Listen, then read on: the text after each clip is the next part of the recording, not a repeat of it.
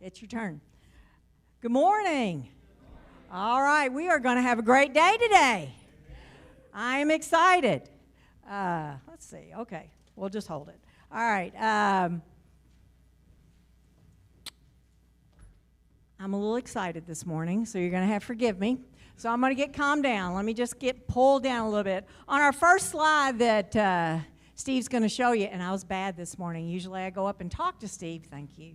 I go up and talk to Steve, and we get it coordinated, and I didn't do that. I forgot. So he's going to forgive me, and hopefully you guys will too. So the first slide says, Tuko Pamoja. Let's say that together. What does that mean? What does it mean? We are together, right? We are a global church. We are the Church of the Nazarene. We are a global church. We are together. Let's say it together. Tuko Pamoja. All right. That will never change. So this morning is Mission Minute, and that means we're going to go around the world really fast, right? So the first place we're going to go is to Nazareth in This Israel. is the very same church that was built. Well, okay. Well, there. See, that was on me. So first thing I got for you is what? A video. All right, let's go. Let's go to Nazareth. This is the very same church that was built here in the 1950s, and I believe it was a vision of Dr. Earl and Dr. Ralph Earl, also Alex Vaughtel and a few other missionaries who were here in that time. And they came here and they built the first building here, and the way they built it, I think, was completely with alabaster funds.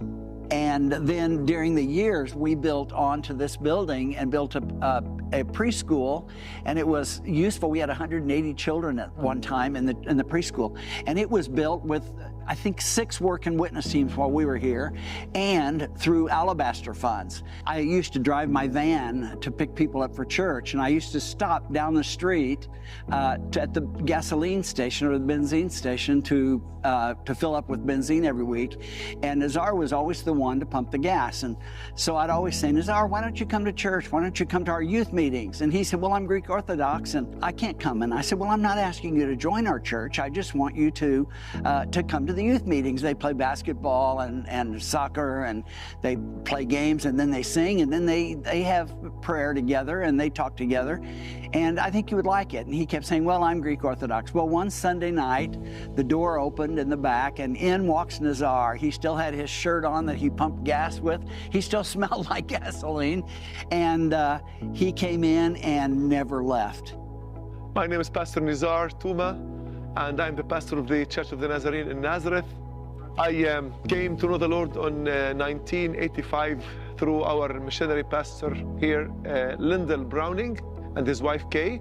And I met them at a gas station one day as they were filling their van with gas. And he invited me to church at that time, and I came. And the moment I walked in, the Lord captured my heart, and I started being a part of the Nazarene church, the Nazarene work.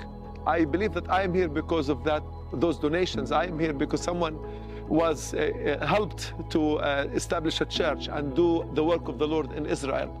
So Nazareth is one of the places where the Lord is doing a miraculous work. I'm so thankful that the seed was planted. We knew that we could rely on the church, and I'm talking about the global church, people participating in alabaster funds. We could count on them to provide buildings for the people who were local and they needed a place to worship. I want to appreciate you and to thank you for just allowing us to help and to serve and to continue leading the work of the Lord in Nazareth, in Israel, and in the Middle East, and of course different parts of the world. Alabaster. Alabaster is celebrating its 75th year in the Church of the Nazarene. That means for 75 years, we've had a special offering that you can give to, and it only goes for buildings and land to build churches, hospitals, schools, that kind of thing. Missionary homes, compassionate ministry centers. So for 75 years, Nazarenes around the world have been giving. They do it in the United States as well. They've built things in the United States as well. And for 75 years, they've given over $100 million that has gone around the world to build these kind of buildings. Now, and this Nazar, I think I saw that he came to that church in 1985, and he's the pastor there now. Now, what other place on earth would it be better to have a Nazarene church in than Nazareth, Israel? And, you know, we know what is, well, we don't really know. We could never even imagine the horrific lives that they are living now in Gaza and in Palestine and in the surrounding countries and in Israel. But, you know, I don't want to minimize what they're saying, but what I'm saying is there's not enough bullets and there's not enough politicians to heal that land and to heal that conflict. But you know what? The love of Jesus, you know what? It could do it. It could do it. And so we are grateful for that church in Nazareth, Israel, and Nazar and that pastor there. Next place we're going to go to is Ecuador. And so we have a picture here. And in Brazil, in the Sierra Centro district, they believe very heavily in their children. And so they have a big orchestra program. We could do a thing on that, but we're not going to do that today. And so they wanted to start a soccer program, but they just didn't have the right person to lead it. And so they were praying about that, and they were trying, but it wasn't going anywhere. And then walks in this little lady named Amelia, and she came into the church, and her marriage was a disaster, and her life was a disaster. And she talked to the pastor, and she started coming to the church and started praying for her husband, praying for her marriage. That was in 2018, and that went on for about a year. And Marion, her husband, Marlon, her husband, he would come sometimes just because she wanted him to, but he really didn't want to hear it. And then after about a year, he said his life was so bad, he just didn't even want to live anymore. And so he called the pastor, and they talked, and he accepted Christ. And when he accepted Christ, can I have the next picture, please? When he accepted Christ, this is Marlon and Amelia, and everything changed. And he said, before he knew Jesus, he said life was full of what soccer and sports offers you, which is women, alcohol, and all kinds of stuff. So his life was just in a mess. And then Jesus came in and totally healed their marriage, and they got involved in the church. And guess who came to lead the soccer program? A national soccer player and coach, Marlon. So he began to lead the soccer program, and now Nazareno, Sporting Club now has 13 soccer schools at churches across the district, and talented students compete in under 13, under 15, and 17 to 21-year-old age groups. And this year they're going to be starting a professional team. That's your Church of the Nazarene. That's pretty cool. That's pretty cool, isn't it? Okay, now we're going to go. Guess what I got for you? A video. You're going to love this one.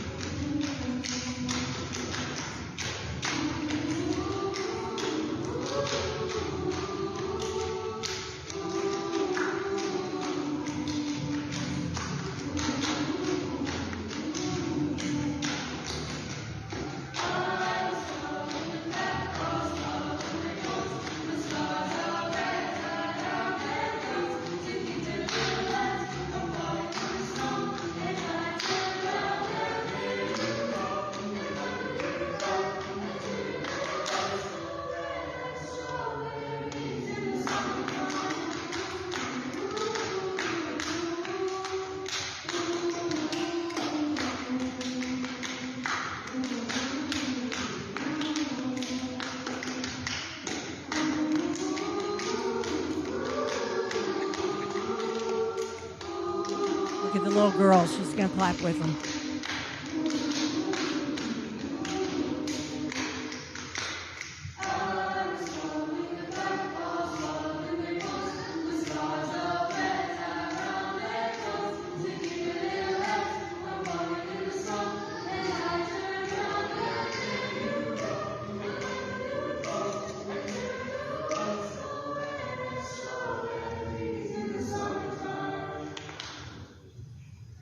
All right.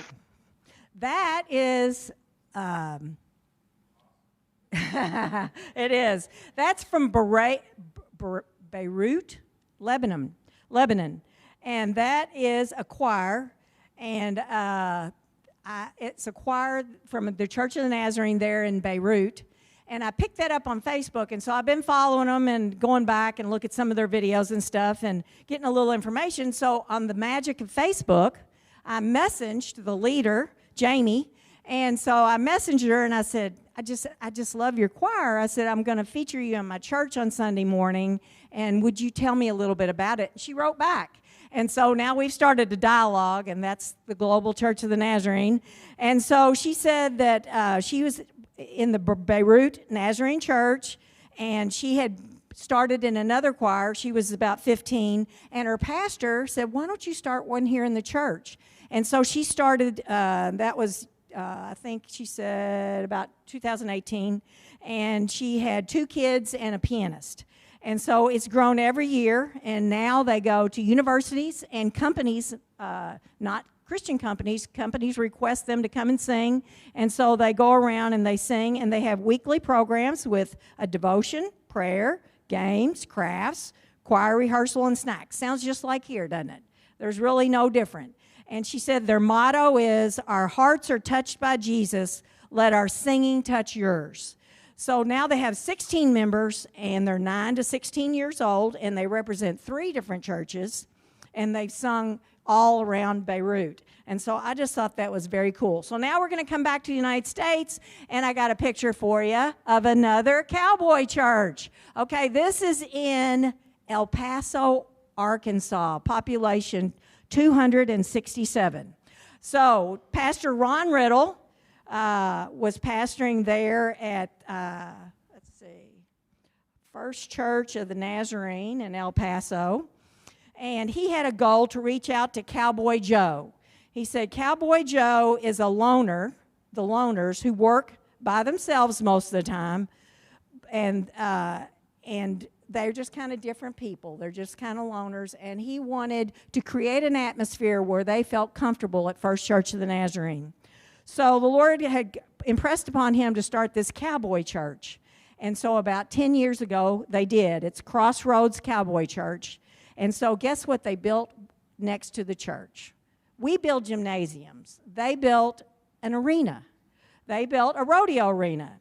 And so at the First Church, so they built a rodeo arena, and every night of the week it's used. They have youth and kid rodeos, and every Saturday night they have a pro rodeo.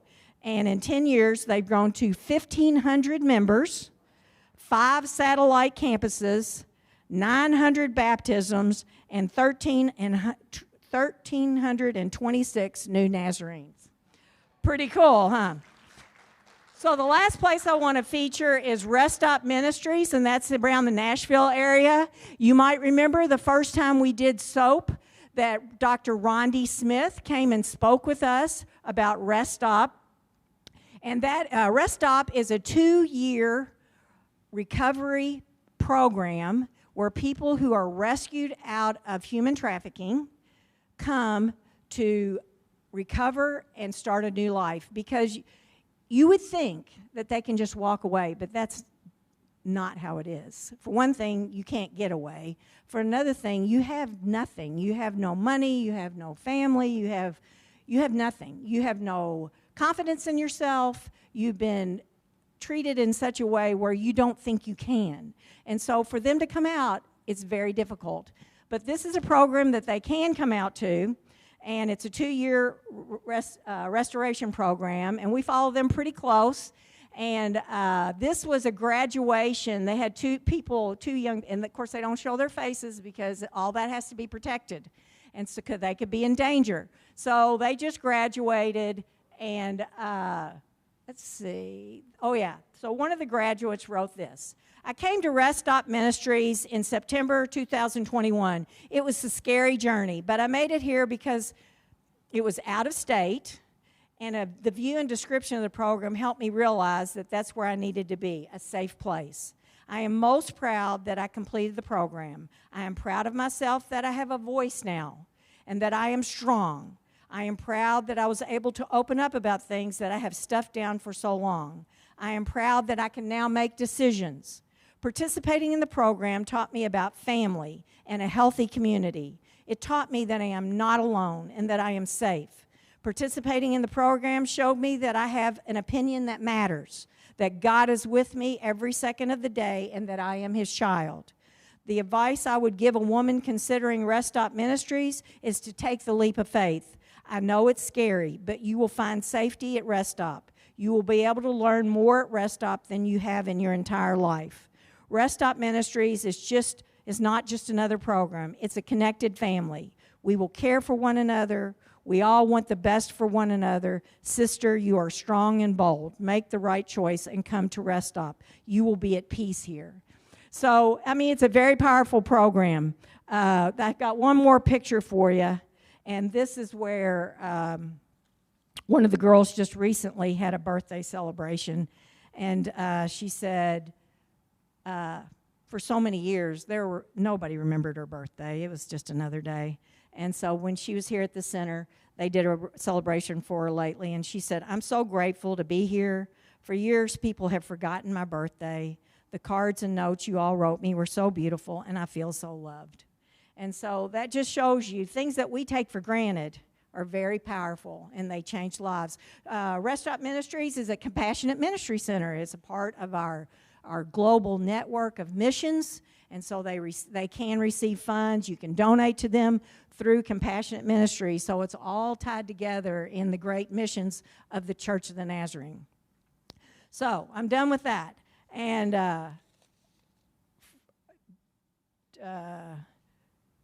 Dusty gave me the privilege of introducing Friday and Mary, and there was really only one way to introduce them, but I said, Lord, I've already told that story so many times.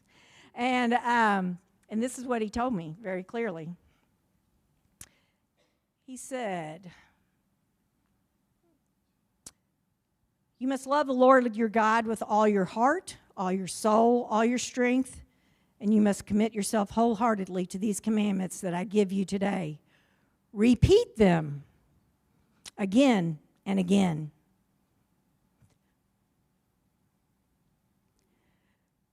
To your children and your children's children.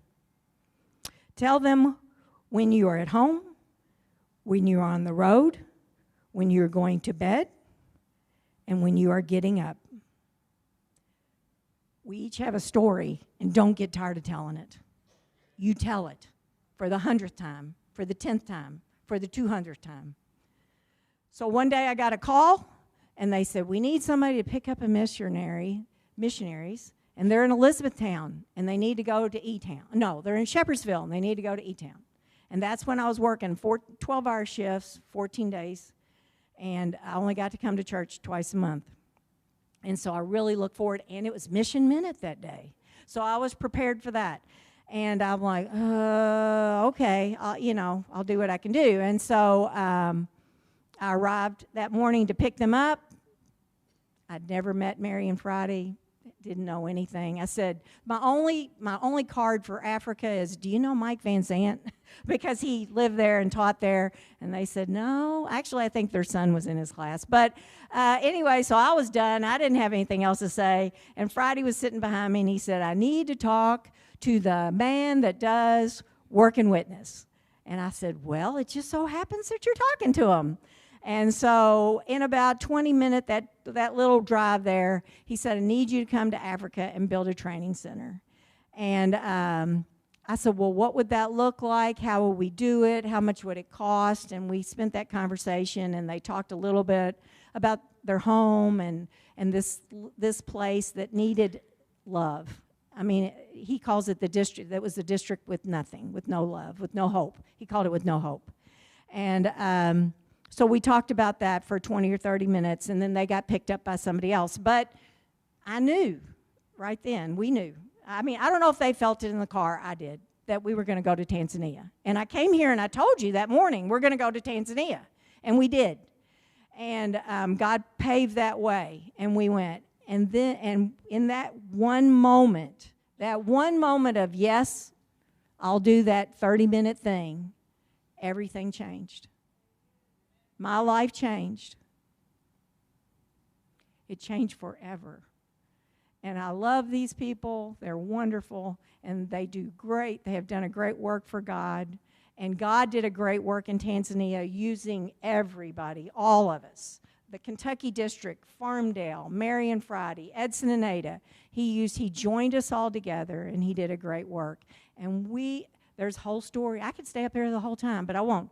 So there's a whole story that why they're here today.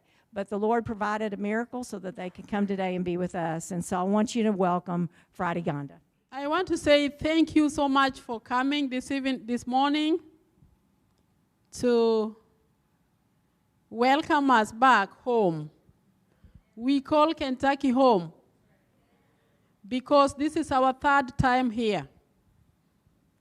And we have come to realize that Kentucky loves us with their whole heart. And we sure love Kentucky because of your warmth, because of your love for us, because of the work we are doing together to build God's kingdom. And we can't just talk much. We know you love us, and we know we love you. We were supposed to be here at this time, but all could not work. The church said they are not approving our ticket to come here. When we were in Idaho, we communicated until we said, okay, we are done. It's okay, God will handle everything. And then we knew we have canceled the trip here. And we knew we were not coming back to Kentucky. We communicated with Karen and Christine and the rest of our people here, and we said we are not coming to Kentucky. The church can't approve our ticket here. But who is God to stand before him?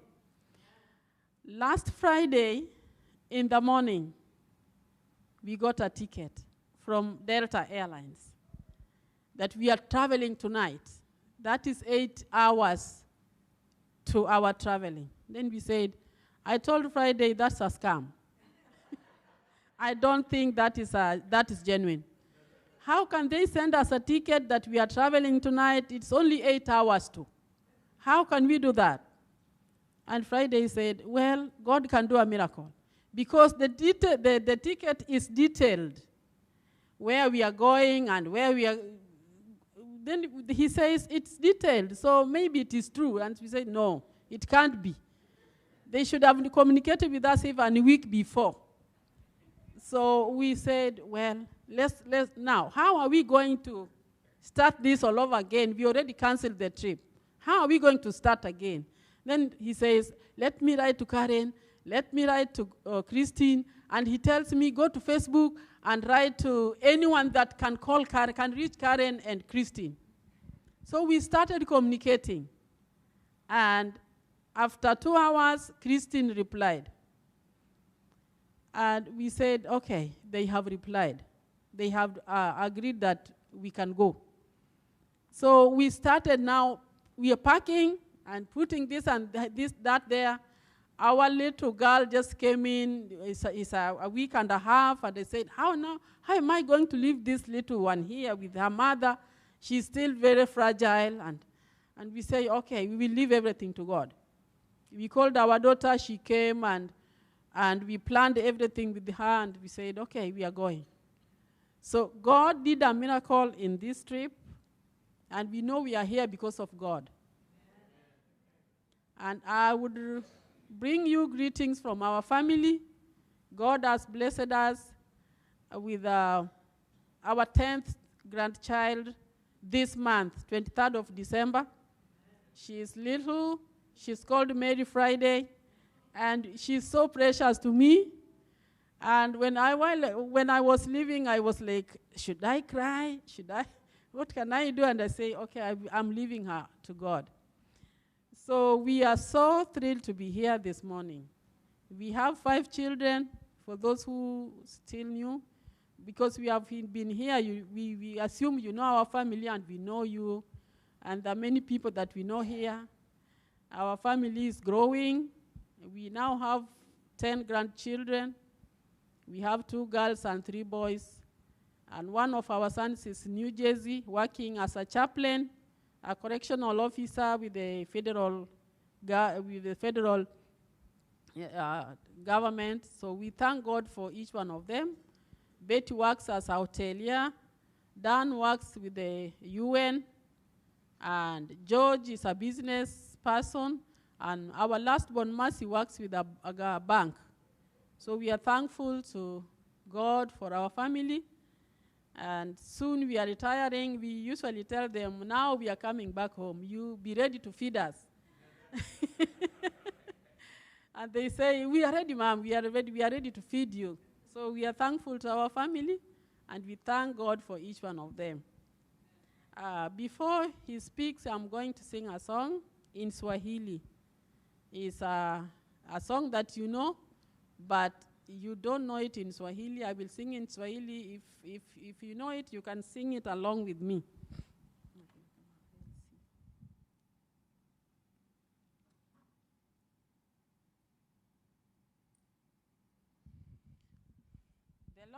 The song is about to God be the glory, because God has been so great to us.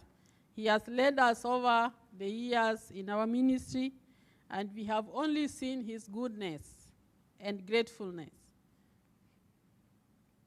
Mungu mtukufu aliye Bwana, akamtoa Yesu mpendwa mwana, akawa dhabihu kwa dhambi zote, kufungua njia kwa watu wote. Msifuni, msifuni, nchi imsikie. Msifuni, msifuni, Bwana mshangilie. Njoni kwake Baba, kwa Yesu mwana, mpeni heshima aliye Bwana. Ukombozi wetu, tendo la Mungu, ni ukamilifu kwa kila mtu. Mwenye ukosefu akimwamini, atasamehewa na Yesu kweli. Msifuni, msifuni, nchi imsikie. Msifuni, msifuni, Bwana mshangilie. Njoni kwake Baba, kwa Yesu mwana, mpeni heshima aliye Bwana. Ametufundisha mambo ya mbingu, tukafurahishwa na mwana Mungu. Ametuinua tukae naye, atatuongoza hata milele. Msifuni, msifuni, nchi imsikie. Msifuni, msifuni, Bwana mshangilie. Njoni kwake Baba, kwa Yesu mwana, mpeni heshima aliye Bwana. honor. Thank you for listening.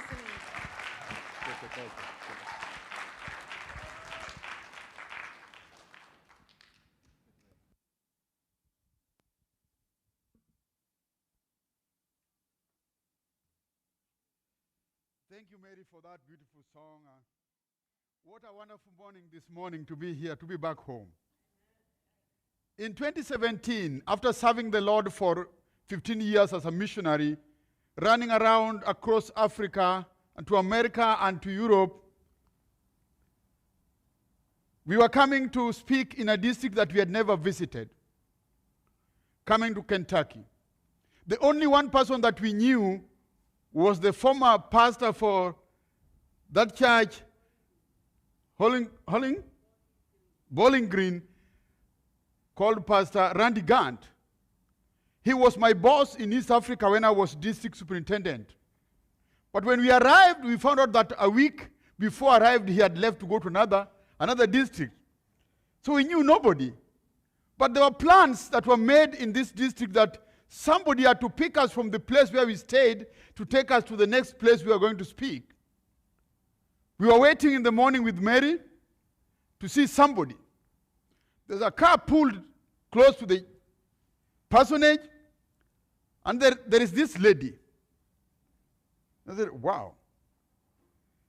Then we asked her, are you the one who is picking us up? She said, yeah. Are you Friday and Mary? We said, yes. We came into her car. Karen Meadows. It was difficult to start the talk. First, introduce ourselves, and she told us, but she didn't tell me exactly her position in the district. So as we were coming and she's driving us, then I asked her the question that she's told you about. Can you let me know the person who is in charge of work and witness team in this district? And she told me, the one you are talking to. I was coming with a cry from Tanzania. I was coming carrying a heavy load of a person who had been chased away from his house. A district superintendent, a pastor, who could not afford to pay his rent. He was chased out of his house together with his children. One of my district superintendents, Reverend Edson Joseph, I came particularly to talk with people who would share, who would understand and see the need of partnering with me to go and put up a place for him. One of the 12 districts that I was in charge of. Then I shared with Karen. I told her what I had in mind. I left a man. Imagine a missionary going to visit a district superintendent, and then you find the wife and the children sitting outside the house, and the children are crying. They was moved out of their house. Where is your dad? Where is the district superintendent? They tell me he has gone out to look for a job. We don't have a house. We don't have money. We don't have food. I started crying with them. In Africa, a father cannot cry when the children are crying. So they saw me worthless as I started crying with them. But I was asking God, God, what is this? Is this what it means to serve you? But then all this got into the heart of Karen. She came back to you and shared with you the need of coming to Africa. The Sunday I came into this church, there was a young man, a 5-year-old, who asked me what I would do with some pennies, some coins. I told him we have a church under a tree. I told him I would build a church with that money. He asked me again, what would you do with this money? I said, I would build a church under a tree with this money. Hudson, would you please come?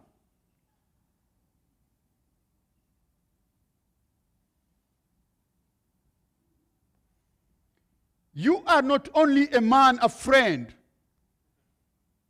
but you are a partner in the ministry that I did by putting up a church with a few dollars that Edson raised here in this church and sent to me to build that church.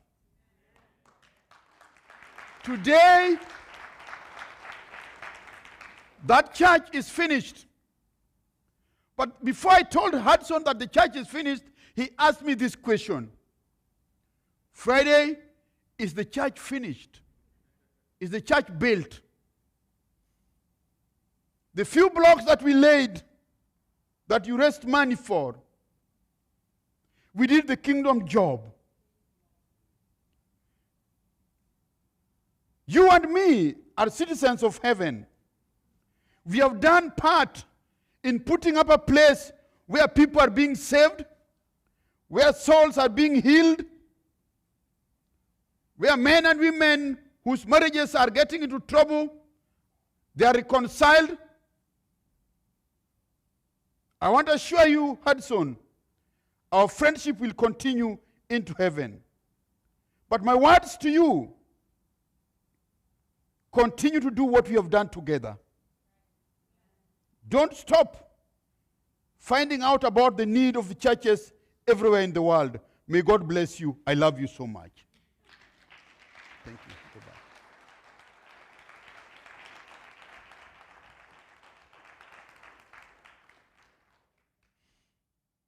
Even as I may not have enough time again to meet with Hudson here on earth, but I know I will be waiting for him in heaven to receive him as we shall be celebrating the work we have done with him here while I'm on earth. Thank you, Hudson, for the great job. To Karen, would you please, Karen, stand up?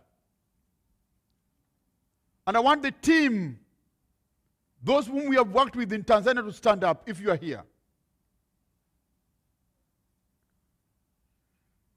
I know some of you came from different churches to come and meet us here. Some are members of this church. Mary and I are walking away from the real ministry of being missionaries. But we shall never forget you and forget the work you've done. May God bless you as you continue. Even after you had left and you came back here, you again went ahead and raised money for the fence. And thank you for the great work you've done. God bless you so much.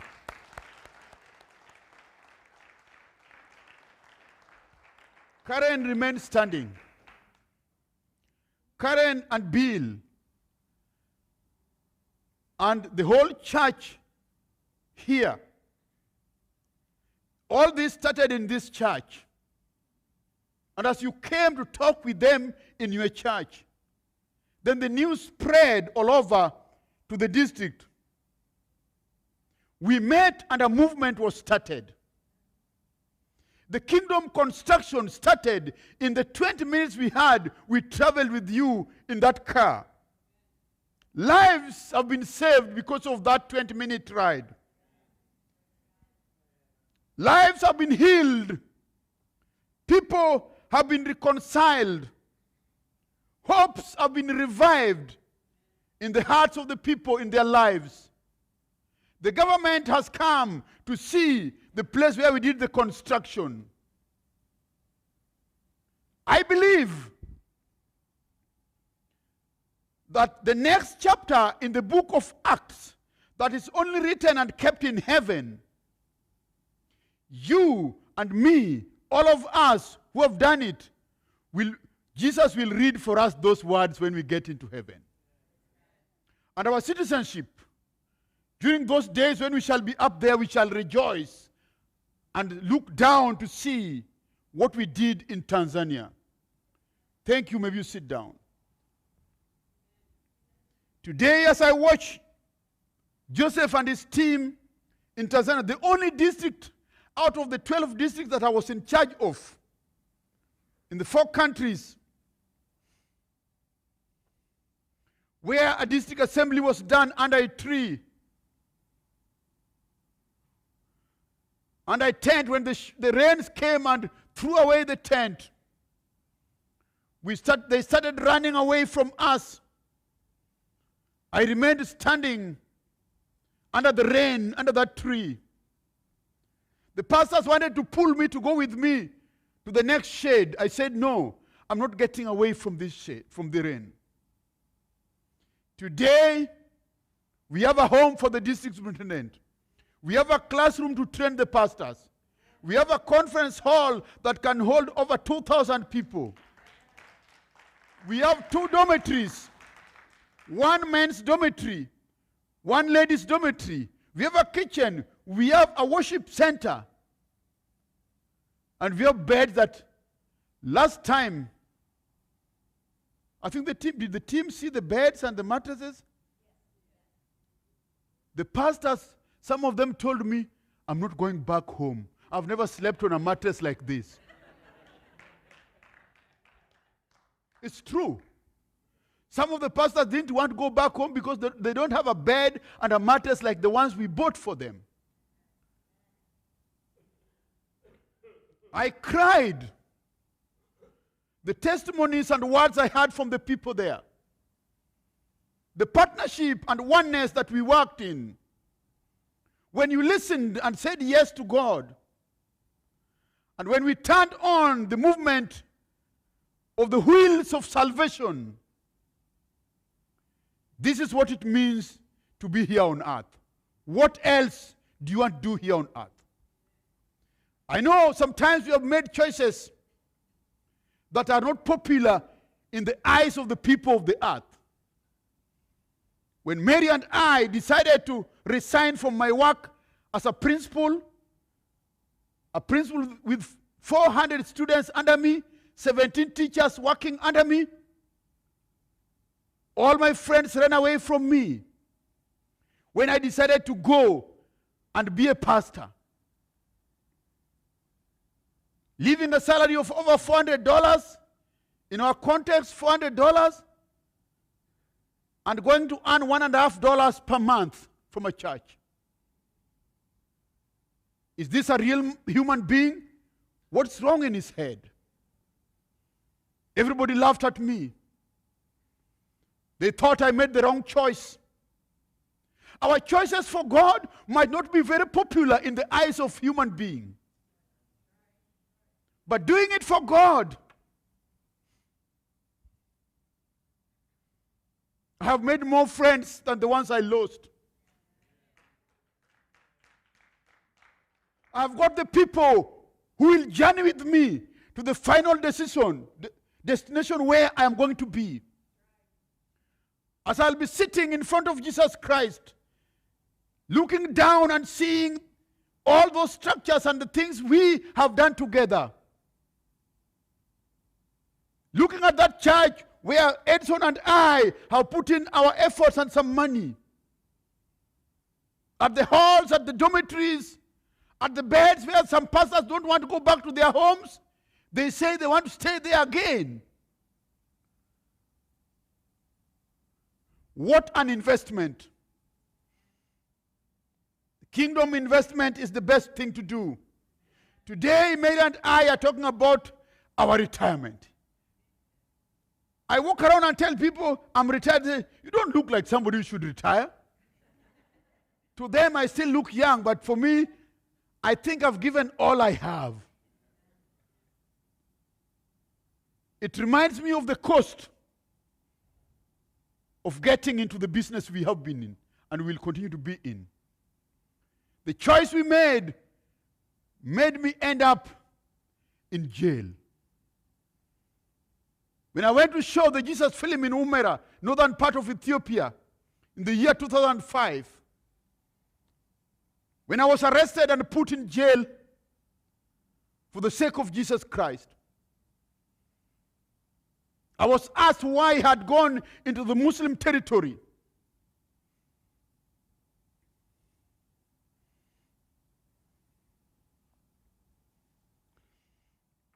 is all gain.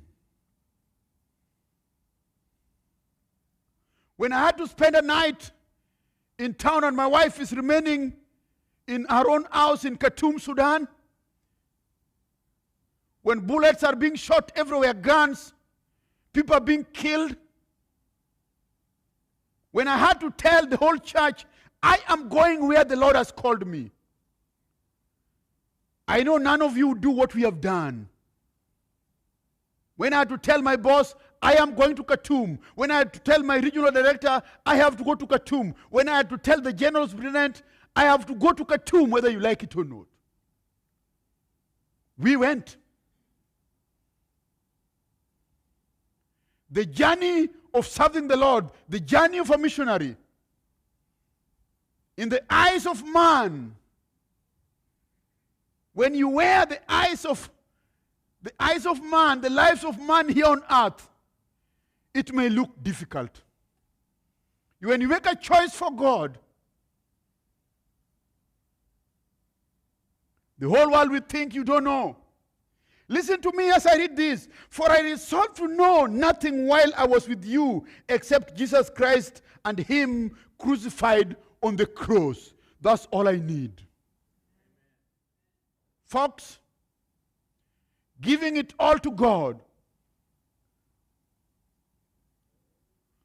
When we decided, I was building my beautiful house when I was a principal, and then there's a church where the rain is falling over people. I told Mary, let's take everything we have here. We stop building our house. My father came and told me, I've never seen a madman like you. How can you give your things to the church? The time he thought he was talking to me as a wonderful father, the Lord was looking at my eyes and telling me, your father doesn't know what he's talking about. Go for me. In the church here, when Karen was sharing with some of you might have thought, I don't think I want to do it. I don't think I have that money. I want to keep some for myself. Those who are saying that, and those who continue to say that, does it matter? I don't care what matters to you. What matters to me is doing what He wants me to do. Even if it costs me my life. It doesn't matter when I see 6 soldiers surrounding me, each with 2 pistols, telling me, sit down on the ground. In Humera, I'm arrested because I've gone to show the Jesus film. What a beautiful story. Some missionaries have enjoyed it. They have been to places where they have everything they want. But I've tasted the good thing. When God refers me and tells me, Friday, you see that? That is the cost of following me.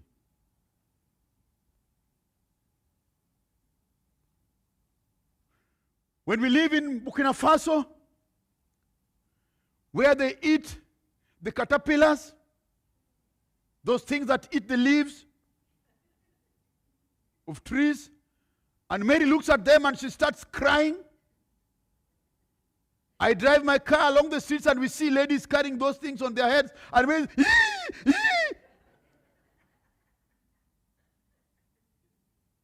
God tells me, Friday, that is what it means to go to those people. Those are my people, go to them. When the church tells me don't go to Khartoum, Sudan, they will kill you there. The Lord says, there are my people there. I want them in heaven. Go and bring them to me. Folks, what have you resolved for Him? Where are you? And what kind of life do you want to live? Do you want to enjoy it here? We are thinking of enjoying the best one up there in heaven. When I remind my friend Edison, don't stop giving to the church. Continue to do what we did with you. And what you did to me to go and do it for us, continue to do it. Folks, for 21 years, Mary and I have been roaming around the world as missionaries. For over 30 years, we have been serving the Lord as pastor, as district superintendent together. Today, our time has come when we have to walk out and away and leave the younger men and women, young boys and girls, to come and take over from us. The baton must be handed over. The best thing you can do for me to help others too, to find out how to do it, you can go to Amazon.com and find my books, my 2 books. The Unfinished Journey with My Lord and Leadership, Passing on the Baton. You can look at that. I am here to say goodbye. It may be my last sermon that you might hear from me while I'm still on earth. But another time we might meet again in some other places. But I want to assure you, the joy I have, the beauty that I have, is to smile at the face of the one that they don't see here on earth. When people stand before me and tell me, we don't think you have made the right choice, the time you are talking to me about that, I smile at you and think you are crazy, because I see the eyes of the one whom I will meet and live with forever and ever. He is God. Now my question to you guys in this church this morning. Have you ever made a choice that makes you unpopular in your place? Not the sinful ones, but I'm talking about the choices that we make in serving God. Giving everything to God. Giving all you have to Him. We gave it all and we have gained it all. There's nothing we have lost. Because when we think we have lost it and when people think we have lost it, God does it in a miracle. Recently, like Mary shared with you, the church, the general church in Kansas City told us you can't use your money that you raised to buy a ticket. We moved around to raise that money and it's in our account.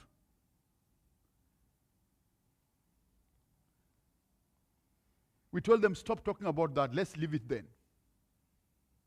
But we know whom we are serving, whom we have served.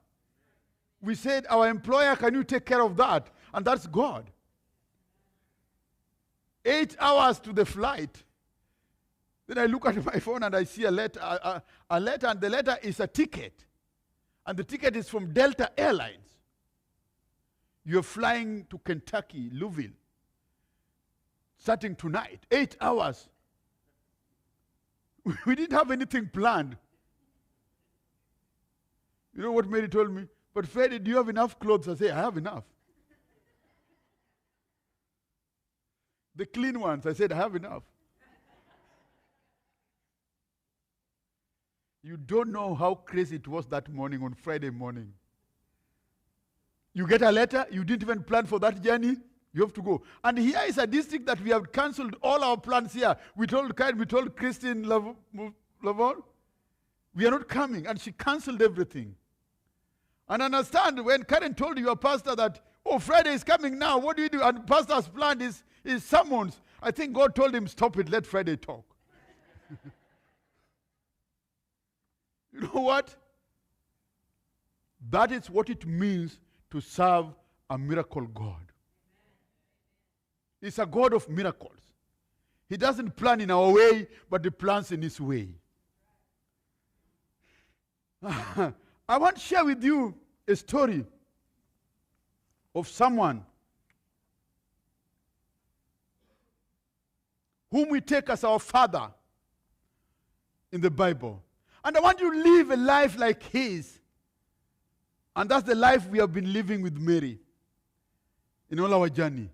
When people think we have made the wrong choice, we know we have made the right one. When our relatives think we have not done the right thing, before Him we have done the right thing. That's how it works. Don't wait to see it in a practical way. I've seen many young men fail. I've seen many young pastors fail. I've seen many young district superintendents fail. I've seen even missionaries come back from Africa, back to America. They have failed. We were with them. They couldn't make it through. It's not about the I that we have here. It's about the I inside here. That's how the service, that's how we have served him for 21 years, and now we are going back home. And that's how this father of ours in the Bible served him. Is the father of faith. When people think you have not done it right, let him see it and approve it or disapprove. That's the one we have walked with. And as I leave you, folks, and for my team that we worked with in Tanzania, and for those who gave because they could not come because of one reason or another, do not ever stop doing it. And do not want to think that you did it because you only knew Friday. Friday is just a human being. His time has come to stop being there, but there are still people working there, and they need you. Don't stop doing it because you can't go to Tanzania. You still have people around here in this city who do not know Jesus Christ. You can't stop because even in America is another country that is dying of sin. You can still do it here in America. Folks, by faith, we moved with Mary when I left African Nazarene University to go and start a new church. We went to a place. 4 years I left Mary back home with children. She raised some 2 goats and some chicken to take care of our children to go to school. When I came, we sold all the maize, the corn that she had. How many sacks? She had 6 sacks of corn. We sold 3 and carried 3 with me, and sold our cow and went to 200 kilometers away from our village to start a church. Nobody gave us any money. I go to a church where we only have 11 people. I talk to them, they tell me, here, out of the 11, there are only 2 men. The rest were widows, ladies. They tell me the pastor who was here is the one who used to help us. He was working with Kenya Railways Corporation. After he got his salary, he would come and give us some money. I told them, I've come here because you need a pastor. I need to feed. I need to take my children to school. I need you to pay my rent. I used all the money that we sold our corn and our cow to pay our rent. After 6 months, we had nothing. I had my papers, my certificates, everything with me, diplomas. Sometimes Satan would refer me to look at them and ask, why don't you go back to your former job as a principal? When God saw me look at those papers, he told me, didn't I tell you I don't want to share you with another person? I don't want to share you with the government. You know, as the Lord is telling me about that, my salary here is $1.50. God told me, tell them what they need to do. I told them, listen, whatever you eat in your homes, whatever clothes you wear in your homes, that's all I need. Then every evening they would send their children with food on saucepans to bring to our house. Whatever they were eating, that's the wisdom God gave me to share with my people. The rest of the world was laughing at me. How would I make a choice like that? But folks, let me tell you, one day the pastors came in that zone to have a meeting. You know what they told me? Your faith is bigger than ours. Your faith is bigger than ours. And for 21 years, that faith has kept us going. And we have lived in that, and we have seen that power moving on with us. I look at the watch, and I want to share this story with you. Look at this father of faith. After this, the word of the Lord came to Abraham in vision. Do not be afraid, Abraham. I am your shield. You are very great, reward. Genesis 15 verse 1. And then I want to have a question and answer with Abraham today as I finish my talk with you. Abraham, you lived before monotheistic existed. How did you know there was a God? This is the answer of Abraham. I have always believed in God, even when others did not. I remember getting up early as a young boy and watching the morning sunlight up the mountains as if they were on fire. It stirred something inside me, and I remember thinking, there must be something that made all this beauty. Or I would see the moonlight dancing on the ripples of the Euphrates River at night. And local people would say it was a moon god. But that didn't quite sit right with me. So it didn't surprise me when the Lord showed up one day at my doorsteps. Looking back on it, I think he had been calling to my heart for a long time service, to respond and follow him in all that he wanted me to do, to leave everything behind, my country, my beauty, all that I had made and kept for myself. Another question to Abraham. One of your defining moments was when God made a covenant with you. What do you remember about that moment? Abraham answers, actually, I remember my fear more than anything else. The fear of losing everything, losing my land, losing my money, losing all that I have worked for. But looking back, I wish I would have more faith. But the Lord had promised so many things that seemed in my mind impossible. Most of my life, I have been afraid. Afraid that things were too good to be true.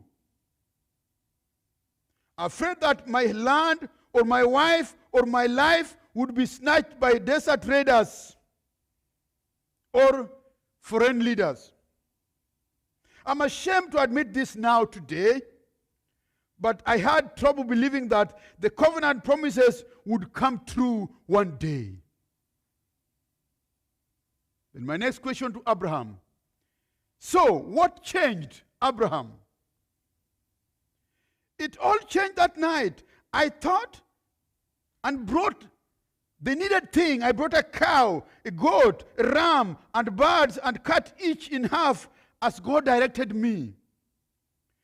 Traditionally, I would have walked between the two sections as a pledge to keep my promise to God. But I fell into a deep sleep and saw a vision of blessing torch passing by. The Lord told me he would never break his promise to me. My heart leaps with joy whenever I remember that vision that I had with God. This is Abraham responding. Folks, the faith that Abraham had is the faith that is needed in these days that we are here on earth.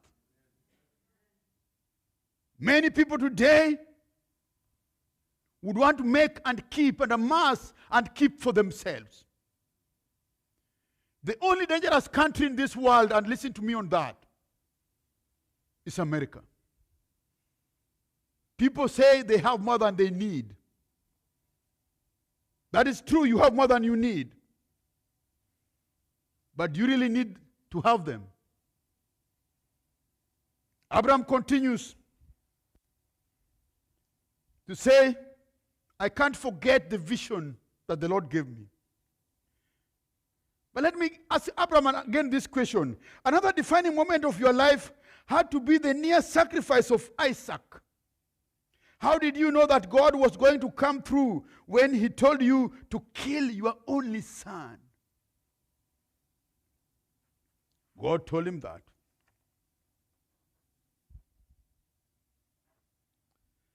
Abraham says this, with us. I can't begin to put into words the anguish I felt on that long 3-day journey into the mountains. And tying Isaac I tied him to the altar. That time was more difficult than you could ever imagine in a human being's life. But I had courage because God had already proven to me that He was a God of life, a God of everything. I remembered these words and made a choice for God. And that's the choice we made with Mary.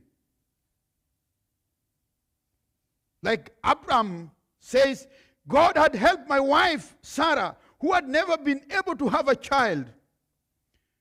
She had a son after many years. I was able to fathom the thought of driving a knife into my son was that I knew Yahweh was fully capable of bringing life back into being. Whatever I did in His name would not go for nothing. God knows and owns everything. God owns everything. We belong to Him, and whatever you have belongs to Him. Thank you, folks, for what you did for God. Thank you for what we have done together as a team. Thank you for the journey we have walked for God. It will remain. Today, as I see Edson walk into that house, his children riding a bicycle around their house, rejoicing and playing around, praising God. As I see a classroom, I don't go take pastors back. I did not when I left to this DS house. When I told him, in this house you only own the bedrooms and the toilets and the kitchen. The sitting room belongs to the missionary, where I would bring pastors to train them. Karen, listen to me, came and shared with you. Today we have a classroom for them. When the rains would take us away from the under the tree, where we had the district assembly, a crazy thing to talk to the Americans. Karen, listen to me. Today we have a hall that can hold more than 2,000 people. When we had ladies pack up in the pastor's house, sleeping there, the DS does not have freedom in his home. Today we have ladies' dormitory, where ladies can sleep because Karen listened to me. When men could not have a place, they would go outside in the villages to look for houses to sleep in when they were coming for district assembly. It is you who provided for the dormitory for the men in that district training center. I cried as I finished. I cried when a pastor told me, I don't want to go back home. This mattress is so beautiful. He had never been to a bed like that with a mattress like that.